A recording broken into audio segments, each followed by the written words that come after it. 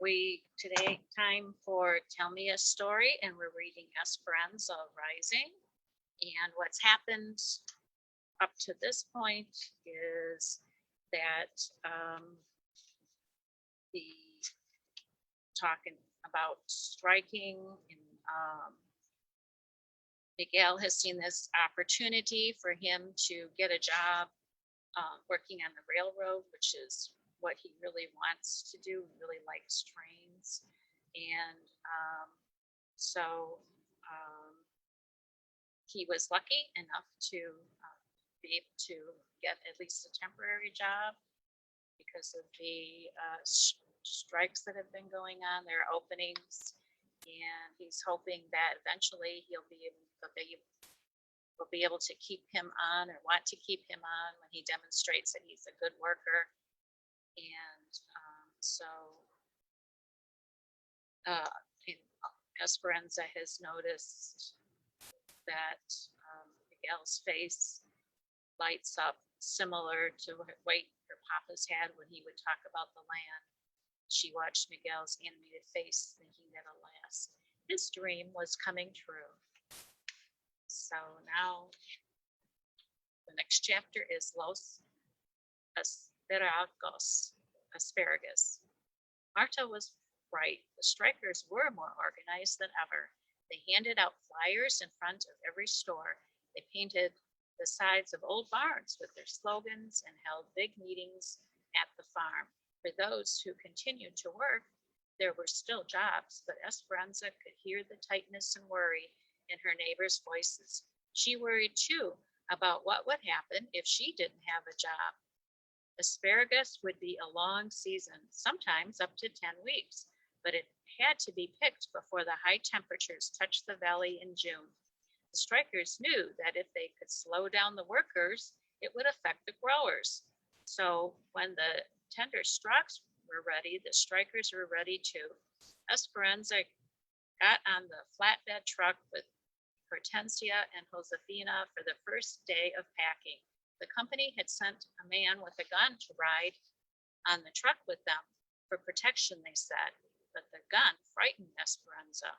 When they arrived at the sheds, a crowd of women erupted into shouting and booing. They carried signs that said, "Bugla, strike!" Among them were Marta and her friends, and they were yelling, "Help us feed our children! We must all join together if we are all to eat. Save your countrymen from starving." When Esperanza saw their menacing faces, she wanted to run back to the safety of the camp, do laundry, clean diapers, anything but this. She wanted to tell them that her mother was sick, that she had to pay the bills. She wanted to explain to them about Abuelita and how she had to find a way to get some money to her so she could travel. Then maybe they'd understand why she needed her job. She wanted to tell them that she did not want anyone's children to starve, but she knew it would not matter. The strikers only listened if you agreed with them. She reached for Hortensia's hand and pulled her close. Josefina marched toward the shed, looking straight ahead. Hortensia and Esperanza stayed close behind, letting go of each other, never.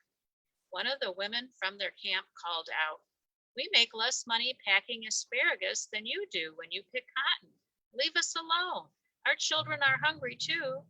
When the guard wasn't looking, one of the strikers picked up a rock and threw it at the woman, barely missing her head, and the workers all hurried toward the shed. The strikers stayed near the road, but Esperanza's heart was still beating wildly as she and the women took their places to pack the asparagus. All day, as she sorted and bundled the delicate spears, she heard their chanting and their threats. That night at dinner, Alfonso and Juan told how they had the same problems in the field. Strikers waited for them, and they had to cross picket lines to get to work. Once in the fields, they were safe, protected by guards the company had sent, but the lugs of asparagus that were sent back to the sheds had to be taken across the picket lines, and the strikers often slipped surprises beneath the harvest. The strike continued for days. One afternoon, as Josefina took a handful of asparagus from a crate, a large rat jumped out at her. A few days later, Esperanza heard a terrible scream from one of the women, and several writhing gopher snakes slithered out of a crate. They found razor blades and shards of glass in the field bins, and the women, usually efficient and quick to unpack the asparagus, slowed down and were hesitant to grab the vegetables from their boxes. When several of them heard a rattling from beneath a pile of stalks, the supervisors took the entire crate out to the yard, dumped it, and found an angry rattlesnake inside. It was a miracle that no one was bitten by that snake, said Hortensia that night at dinner. They were all gathered in one cabin, eating caldo de avellanos, meatball soup. Did you see it? Asked Isabel. Yes, said Esperanza. We all saw it. It was frightening, but the supervisor cut its head off with a hoe. Isabel cringed. Can't they do anything to the strikers? Asked Hortensia. It's a free country, said Miguel. Besides, the strikers are careful. As long as they stay near the road and the guards don't actually see them do anything aggressive, then no, there's not much anyone can do. It's the same at the railroad. I pass the picket lines every day and listening to the yelling and the insults. It's the yelling all day long that bothers me, said Hortensia. Remember, do not respond to them, said Alfonso. Things will get better. Papa, said Miguel, things will get worse. Have you seen the cars and trucks coming through the pass in the mountains? Every day, more and more people. Some of them say they will pick cotton for 5 and 6 cents a pound and will pick produce for less. People cannot survive on such low wages. Where will it all end? Asked Josefina. Everyone will starve if people work for less and less money.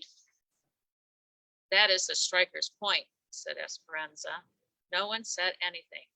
Forks climbed on the plates. Pepe, who was sitting in Esperanza's lap, dropped a meatball on the floor. Are you going to starve? Asked Isabel. No, Mija, said Josefina. How could anyone starve here with so much food around us? Esperanza had grown so accustomed to the strikers chanting while she packed asparagus that the moment it stopped, she looked up from her work as if something was wrong. Hortensia, do you hear that? What? The silence. There's no more yelling. The other women on the line looked at each other. They couldn't see the street from where they stood, so they moved to the other end of the shed, cautiously looking out to where the strikers usually stood. In the distance, a caravan of gray buses and police cars headed fast towards the shed, dust flying in their wakes. Immigration, said Josefina. It's a sweep. The picket signs lay on the ground, discarded, and like a mass of marbles that had already been hit, the strikers scattered into the fields and toward the boxcars on the tracks, anywhere they could hide. The buses and cars screeched to a stop, and immigration officials and police carrying clubs jumped out and ran after them. The women in the packing shed huddled together, protected by the company's guard. What about us? Asked Esperanza, her eyes riveted on the guards who caught the strikers and shoved them back toward the buses. They would surely come into the shed next with so many Mexicans working here. Her fingers desperately clenched Hortensia's arm. I cannot leave Mama. Hortensia heard the panic in her voice. No, Esperanza. They are not here for us. The growers need the workers. That is why the company guards us. Several immigration officials, accompanied by police, began searching the platform, turning over boxes and dumping out field bins. Hortensia was right. They ignored the workers in their stained aprons, their hands still holding the green asparagus. Finding no strikers on the dock, they jumped back down and hurried to where a crowd was being loaded onto the buses. Americana! Americana! Yelled one woman as she began to unfold some papers. One of the officials took the papers from her hand and tore them into pieces. Get on the bus, he ordered. What will they do with them? Asked Esperanza. They will take them to Los Angeles and put them on the train to El Paso, Texas, and then to Mexico, said Josefina. But some of them are citizens, said Esperanza. It doesn't matter. They are causing problems for the government. They are talking about forming a farm workers union, and the government and the growers don't like it.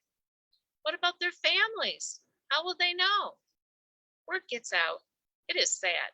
They leave the buses parked at the station until late at night with those they captured on board. Families don't want to be separated from their loved ones and usually go with them. That is the idea. They call it a voluntary deportation, but it is not much of a choice. Two immigration officials positioned themselves in front of the shed. The others left on the buses. Esperanza and the other women watched the despondent faces in the window disappear. Slowly, the women reassembled on the line and began to pack again. It had all lasted only a few minutes. What happens now? Asked Esperanza. The Amiga will keep their eyes open for any strikers that might be back, said Josefina, nodding toward the two men stationed nearby. And we go back to work and feel thankful it is not us on that bus. Esperanza took a deep breath and went back to her spot. She was relieved, but still imagined the anguish of the strikers. Troubled thoughts stayed in her mind. Something seemed very wrong about sending people away from their own free country because they had spoken their minds. She noticed she needed more bands to wrap around the asparagus bundles and walked to the back of the dock to get them. Within a maze of tall crates, she searched for the thick rubber bands. Some of the boxes had been tossed over by the immigration officials, and as she bent down to set one straight, she sucked in her breath, startled by what was in front of her. Marta was huddled in a corner, holding her finger to her lips, her eyes begging for help. She whispered, "Please, Esperanza, don't tell. I can't get caught. I must take care of my mother." Esperanza stood frozen for a moment, remembering Marta's meanness that first day on the truck. If she helped her and someone found out, Esperanza would be on the next bus herself. She couldn't risk it and started to say no. But then she thought about Marta and her mother holding hands and couldn't imagine them being separated from each other. And besides, they were both citizens. They had every right to be here. She turned around and headed back to where the others were working. No one paid any attention to her. They were all busy talking about the sweep. She picked up a bundle of asparagus, several burlap sacks from a stack, and a dirty apron that someone had left on a hook. She quietly wandered back to Marta's hiding place. La Miga is still out front, she said in a hushed voice. They will probably leave us in an hour when the shed closes. She handed the apron and the asparagus to Marta. When you leave, put on the apron, carry the asparagus so you'll look like a worker, just in case anyone stops you. Gracias, whispered Maria. I'm sorry I misjudged you. Shh, said Esperanza, repositioning the crates and draping the burlap sacks across their tops so Marta couldn't be seen. Esperanza, called Josefina, where are you? We need the rubber bands. Esperanza stuck her head around the corner and saw Josefina with her hands on her hips, waiting. Coming, she called, grabbed the bundle of bands, and went back to work as if nothing had happened. Esperanza lay in bed that night and listened to the others in the front room talk about the sweeps and the deportations. They went to every major grower and put hundreds of strikers on the buses, said Juan. Some say they did it to create more jobs for those coming from the east, said Josefina. We are lucky the company needs us right now. If they didn't, we could be next. We have been loyal to the company, and the company will be loyal to us, said Alfonso. I'm just glad it's over, said Hortensia. It is not over, said Miguel. In time, they will be back, especially if they have families here. They will reorganize, and they will be stronger. There will come a time when we will have to decide all over again whether we join them or not. Esperanza tried to go to sleep, but the day spun in her mind. She was glad she had kept working and thankful that her camp had voted not to strike, but she knew that under different circumstances, it could have been her on that bus. And then what would Mama have done? Her thoughts jumped back and forth. Some of those people did not deserve their fate today. How was it that the United States could send people to Mexico who had never even lived there? She couldn't stop thinking about Marta. It didn't matter if Esperanza agreed with her cause or not. No one should have to be separated from her family. Had Marta made her way back to the Strikers' farm without getting caught? Had she found her mother? For some reason, Esperanza had to know. The next morning, she begged Miguel to drive her by the farm. The field was still surrounded by the chinkling fence, but no one was protecting the entrance this time. All the evidence of people she had seen before was there, but no one person was to be seen. Laundry waved on the clothesline. Plates with rice and beans sat on crates and swarmed with busy flies. Shoes were lined up in front of tents as if waiting for someone to step into them. The breeze picked up loose newspapers and floated them across the field. It was quiet and desolate, except for the goats still tied to the tree, bleating for freedom. Immigration has been here too, said Miguel. He took Pat out of the truck, walked over to the tree, and untied the goat. Esperanza looked out over the field that used to be crawling with people who thought they could change things, who were trying to get the attention of the growers and the government to make conditions better for themselves and for her too. More than anything, Esperanza hoped that Marta and her mother were together, but now there would be no way for her to find out. Maybe Marta's aunt would hear eventually. Something colorful caught her eye. Dangling from a tree branch were the remnants of the little donkey pinata that she had given the children, its tissue streamers fluttering in the breeze. It had been beaten with a stick, its insides torn out. L'Estranzo, Peaches. Now, along with her prayers for Abuelita and Mama, Esperanza prayed for Marta and her mother at the Washtrup Grotto. Papa's roses, although still short and squat, had promising tight buds, but they weren't the only flowers there. She often found that someone had put a posy of sweet alyssum in front of the statue, or a single iris, or had draped a honeysuckle vine over the top of the tub. Lately, she had seen Isabel there every evening after dinner, kneeling on the hard ground. Isabel, are you saying a novena? Asked Esperanza when she found her at the statue yet again one night. It seems you have been praying for at least 9 days.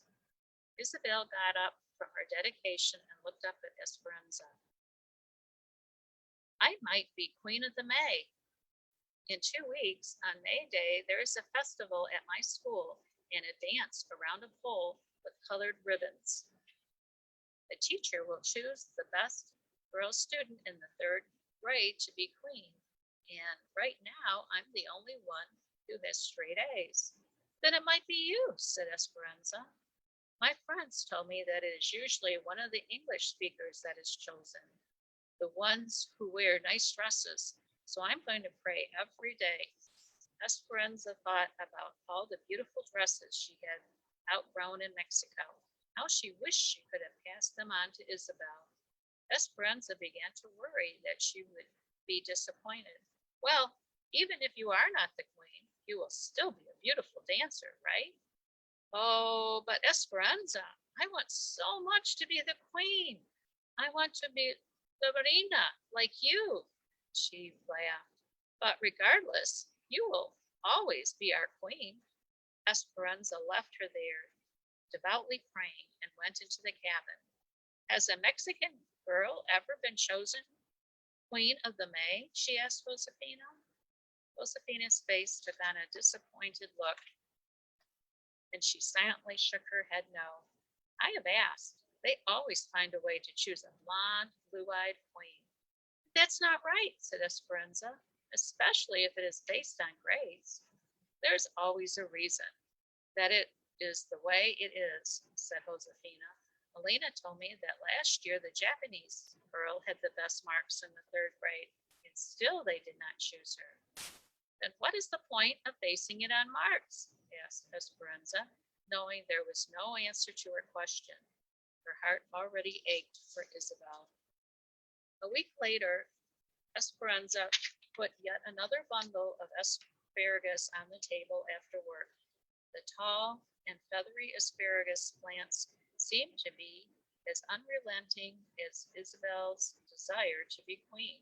The workers picked the spears from the fields, and a few days later, the same fields had to be picked again because new shoots were already showing their heads, and Isabel talked of nothing else except the possibility of wearing the winter's crown of flowers on her head. I hate asparagus, said Isabel, barely looking up from her homework. During grapes, you hate grapes.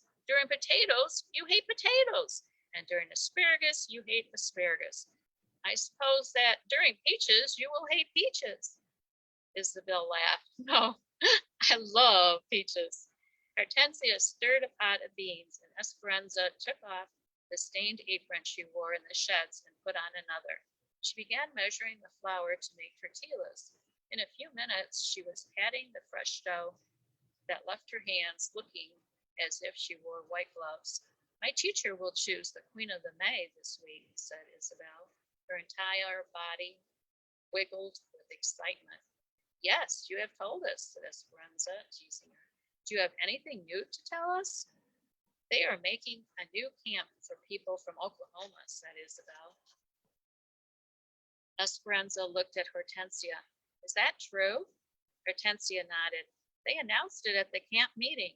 The owner of the farm bought some army barracks from an old military camp and is moving them onto the property not too far from here. They get inside toilets and hot water and a swimming pool, said Isabel. Our teacher told us all about it, and we will all be able to swim in it. 1 day a week, said Hortensia, looking at Esperanza.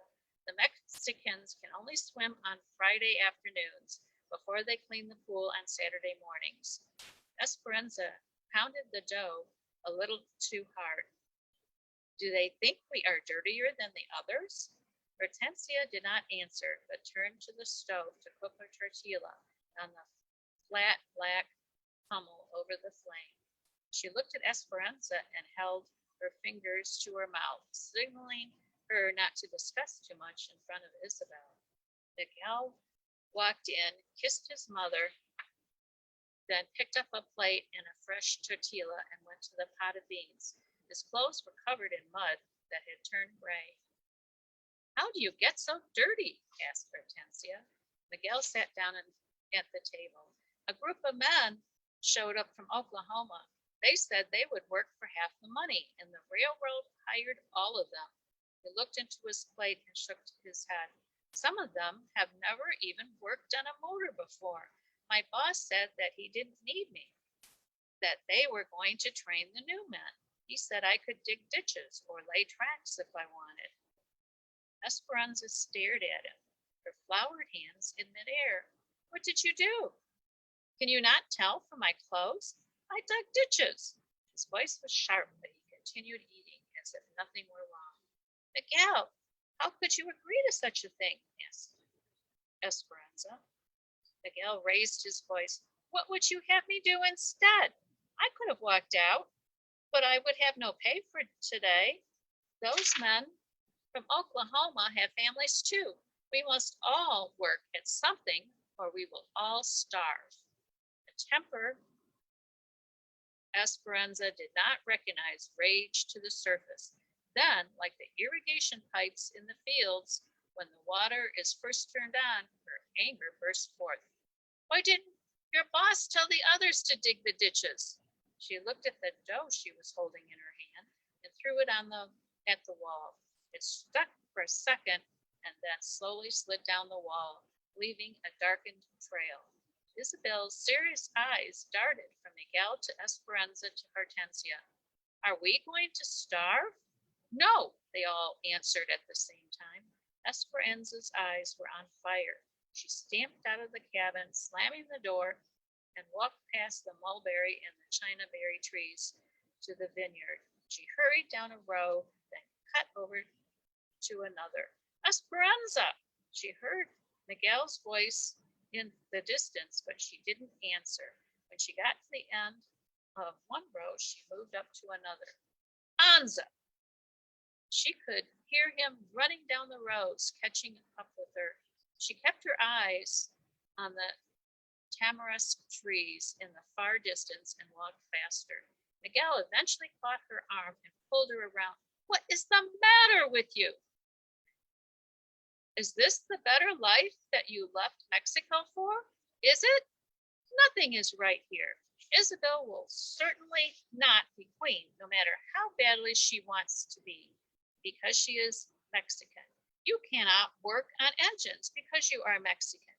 We have gone to work through angry crowds of our own people who threw rocks at us, and I'm afraid they might have been right. They send people back to Mexico even if they don't belong there, just for speaking up. We live in a horse stall, and none of this bothers you?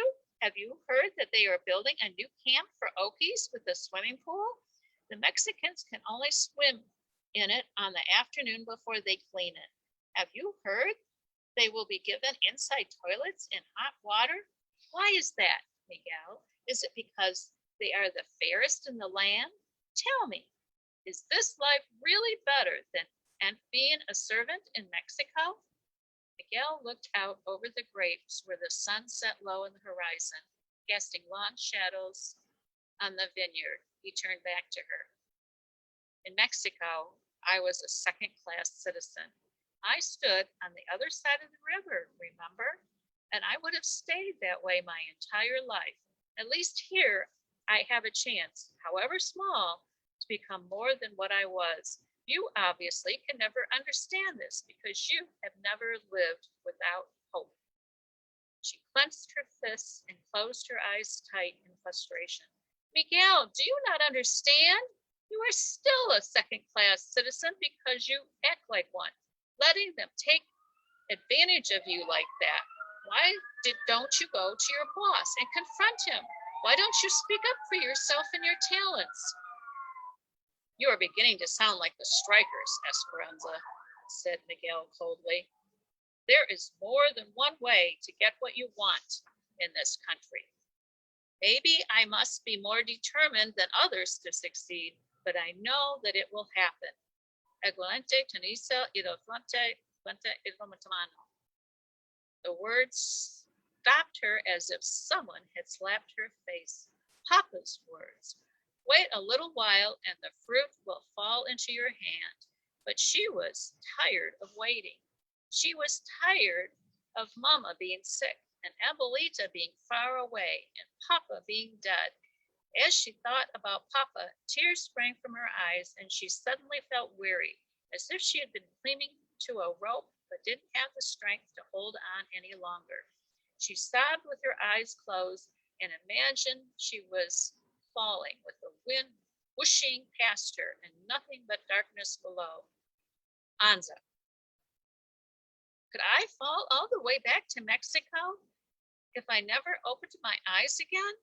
She felt Miguel's hand on her arm and opened her eyes. Anza, everything will work out, he said. Esperanza walked back away from him and shook her head. How do you know these things, Miguel? Do you have some prophecy that I do not? I have lost everything, every single thing, and all the things that I was meant to be. See these perfect rows, Miguel? They are like what my life would have been. These rows know where they are going, straight ahead. Now my life is like the zigzag in the blanket on Mama's bed. I need to get Abuelita here, but I cannot even send her my pitiful savings for fear my uncles will find out and keep her there forever. I pay Mama's medical bills, but next month there will be more. I can't stand your blind hope. I don't want to hear your optimism about this land of possibilities when I see no proof. As bad as things are, we have to keep trying. But it does no good. Look at yourself. Are you standing on the other side of the river? No, you are still a peasant. With her eyes as hard as green plums, Miguel stared at her and his face contorted into a disgusted grimace. And you still think you are a queen. The next morning, Miguel was gone. He had told his father he was going to Northern California to look for work on the railroad. Hortensia was confused and worried that he would leave so suddenly, but Alfonso reassured him.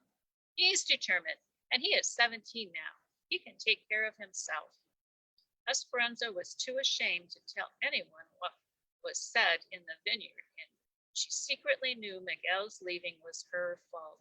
When she saw Hortensia's anxiety, Esperanza felt the heavy responsibility for his safety. She went to Papa's roses, and when she saw the first bloom, her heart ached because she wished she could have run and told Miguel. Please, Our Lady, she prayed, don't let anything happen to him, or I will never be able to forgive myself for the things I said. So that's the end of what we are going to read today for Esperanza Rising, and we will return tomorrow at 1:15. What do you think is going to happen? Is Miguel going to be successful? What is Esperanza going to do? What is, or are the people that from Oklahoma that they're building the camps also going to start picking the produce? Is what's going to happen with Esperanza and Hortensia?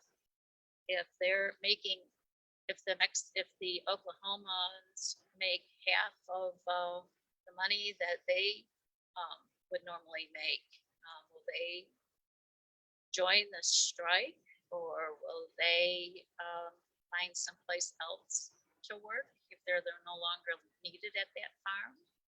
Join us tomorrow and find out the next part of Esperanza Rising. This is Bonnie Balda from the Bonnie Public Library.